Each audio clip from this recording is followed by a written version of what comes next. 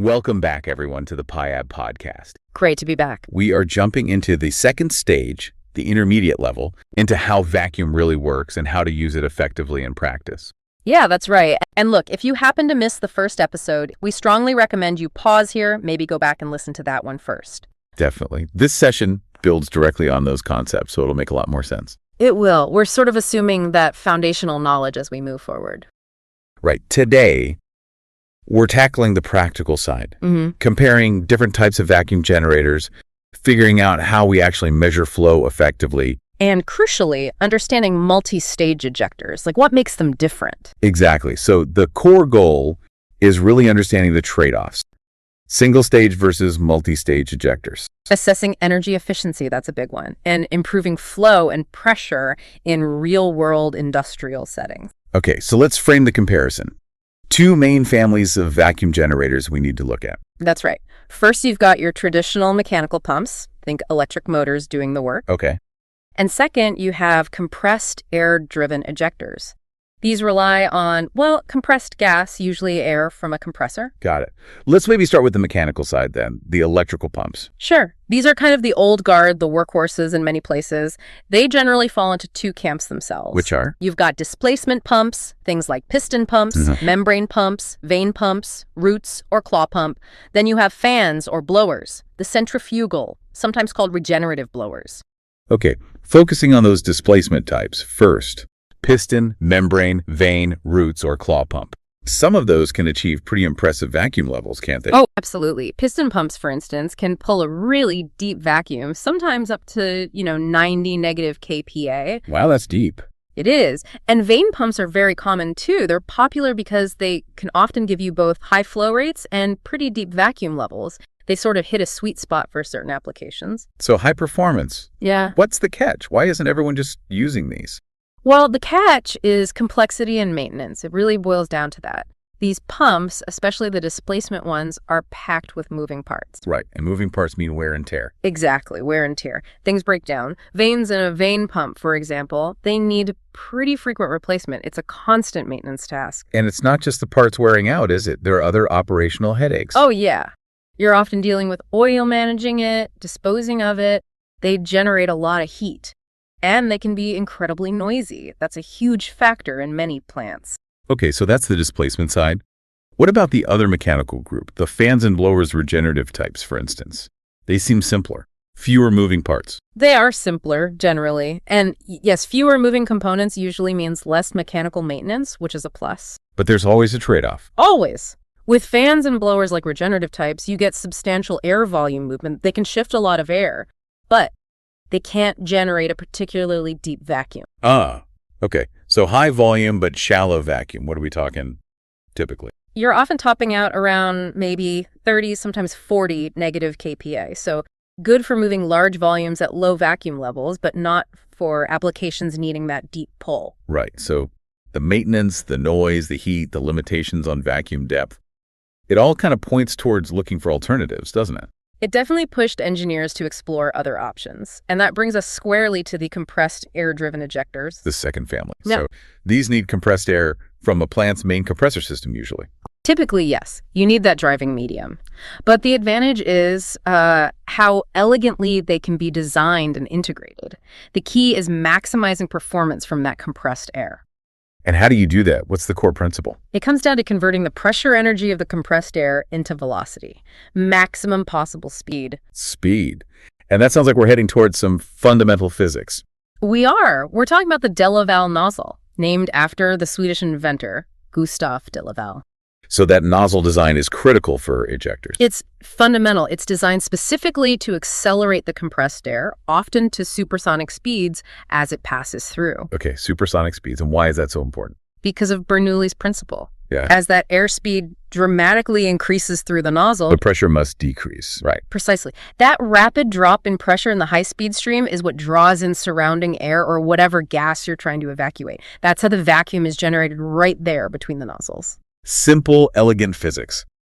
So if the principle is that sound, why did the traditional basic ejector, the single-stage one, have limitations? It comes down to a design compromise you're forced to make in a single stage. A compromise. How so? Well, with just one nozzle stage, you essentially have to choose. Do you design the nozzle to be large, to draw in a large volume of air for high flow? Okay. Or do you design it to be small and optimized to create a very deep vacuum level? Ah, I see. You can optimize for flow or you can optimize for depth, but you can't really get both at peak performance from one single stage. That's the core limitation. You pick your priority. And maybe even more critically, these single-stage designs, they tend to be quite inefficient in terms of energy use. Inefficient how? Using too much compressed air? Exactly. They consume a lot of compressed air relative to the vacuum work they perform. And compressed air is expensive, often one of the biggest utility costs in a factory. So higher consumption means high running costs and often more noise too. Okay, so inefficient, noisy, and this built-in performance trade-off. That sounds like a problem begging for a solution. It was. And that's where Peter Tell enters the picture. This is back in 1968. He was the son of PIAB's founder, Sven Tell, and he set up PIAB's vacuum division. And he had an insight about that single-stage limitation. He did. He realized that the air exiting a single-stage nozzle still had a significant amount of energy left in it. It wasn't fully utilized. So wasted energy, basically. Wasted potential, yeah. And that led him to invent the PMS pistol, which was actually the world's first multi-stage vacuum ejector. The first one. And the big idea was, don't just use one stage. Pretty much. Cascade the air, expand it through multiple stages, typically up to 3. Let the air work more than once. How does cascading help efficiency and performance? Well, by having multiple stages, you can design each one for a different part of the job. The last, largest stage can be optimized for that high initial flow, grabbing the object quickly. Okay, quick grab. And the first, smallest stage can be designed purely for achieving the deepest possible maximum vacuum level. You get the best of both worlds integrated into one device. That's clever. You engineer the flexibility in. Yeah. So that multi-stage principle, how is that realized in PIAB's modern technology? I know we wanted to talk about the COAX technology. That's right, COAX. COAX is really the modern evolution of that multi-stage concept. It's based on compact cartridge. Cartridges, tell me about the construction. Yeah, so inside a coax ejector, you have these cartridges. Each contains the nozzles, but also vacuum flow inlets and, crucially, flap valves. They're arranged sequentially, hence the name coax. Flap valves. How do those work? What's their role in efficiency?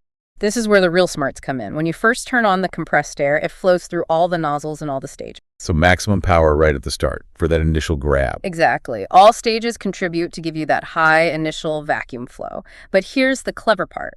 As the vacuum level in the system starts to deepen, those flap valves begin to close off the stages sequentially, starting with the largest. They close automatically. Why? Because the vacuum pressure on both sides of the flap valve starts to equalize. Once there's enough vacuum built up by the smaller stages, the pressure difference across the larger stages' flap valves disappears, and it gently closes. So it senses when its contribution isn't needed anymore for deeper vacuum. Can you walk us through that closing sequence? Sure. Typically, stage 3, the biggest one. For high flow, that flap valve might close when you reach about, say, 10% vacuum, maybe 10 negative kPa. Okay, so quite early on. Relatively, yes. Then, as the vacuum deepens further, stage 2's flap valve will close, maybe around 35-40% vacuum, so 35 to 40 negative kPa. Right. And from that point on, only stage 1, the smallest stage designed for deep vacuum, continues to draw air until you reach your maximum desired vacuum level. So the ejector is designed with a highly efficient multi-stage system, which provides high vacuum performance while minimizing compressed air consumption throughout the entire operation. Precisely. Its multi-stage coax design delivers both high flow and deep vacuum using less compressed air than traditional ejectors, resulting in significant energy savings during operation. And this translates to speed too, right? Not just air saving. Absolutely. Because it uses all stages initially, it gets to those critical intermediate vacuum levels much faster. We're talking levels like 30 to 50 negative kPa are often used as signals for robots to start moving or machines to cycle. So reaching that signal point faster means shorter cycle times overall. Exactly. A multi-stage ejector, say, running on just 3.15 bar of pressure, can often be up to twice as fast in reaching those levels compared to a typical single-stage ejector using similar amounts of air. Efficiency isn't just about saving air, it's often about saving time, too. That's a huge performance difference. Yeah. Okay, this multi-stage idea seems powerful. Yeah. But you mentioned earlier we need to be careful how we compare performance, specifically around measuring flow. Yes, this is absolutely critical and a common point of confusion. Before we compare ejectors or pumps directly, you have to understand the difference between displacement flow and mass flow. Two different ways to measure the same thing, or different things entirely. They measure fundamentally different aspects. Let's use an analogy. Think about scooping ping pong balls out of a container. Okay, ping pong balls. Displacement flow is like measuring only the size of the scoop, or maybe the number of scoops you make per minute. Let's say your scoop is 1 liter. Displacement flow would say you're moving X liters per minute, regardless of how many ping pong balls are actually in each scoop. So it's just the geometric volume being moved? Exactly. It's a theoretical volume. And most older specs, especially for electromechanical pumps, often quote displacement flow. It stays constant on paper, even as vacuum increases.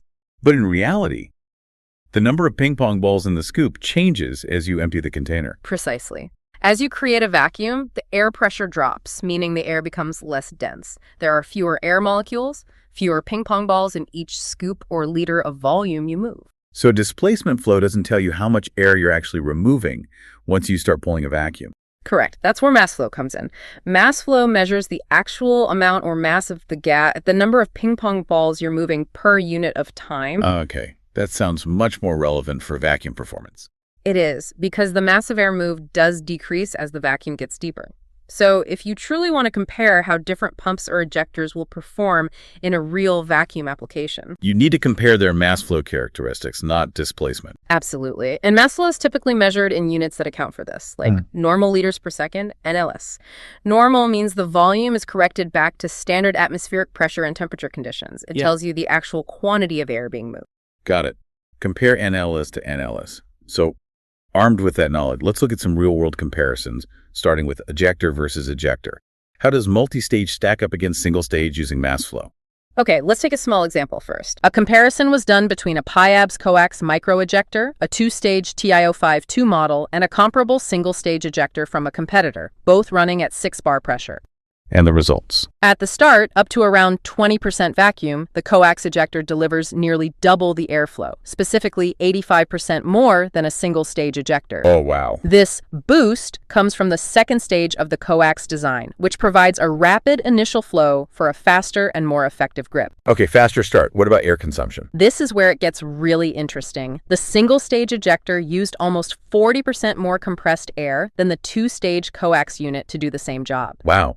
40% more air for the single stage, even on a small unit like that. Even on a small unit, that's a significant running cost difference right there. That really drives home the efficiency point of the multi-stage design. Any other examples? Yeah, another one looked at slightly larger units. A COAX Mini SI82 multi-stage compared to a competitor's single stage. Yeah, similar results. Even more dramatic, actually. In that comparison, the COAX multi-stage reduced the compressed air consumption by nearly 60% compared to the single stage. 60%? That's huge.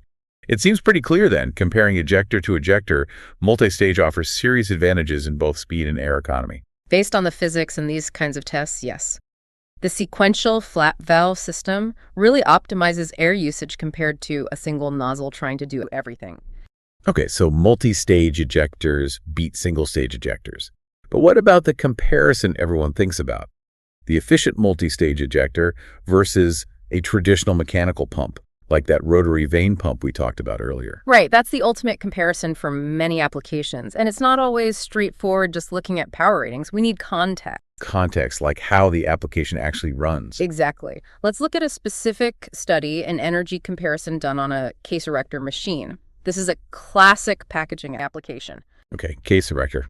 What was compared? They compared a standard 1.5 kilowatt rotary vane pump running continuously, as they usually do, to a PIABS Pi Classic unit fitted with COAX. Right.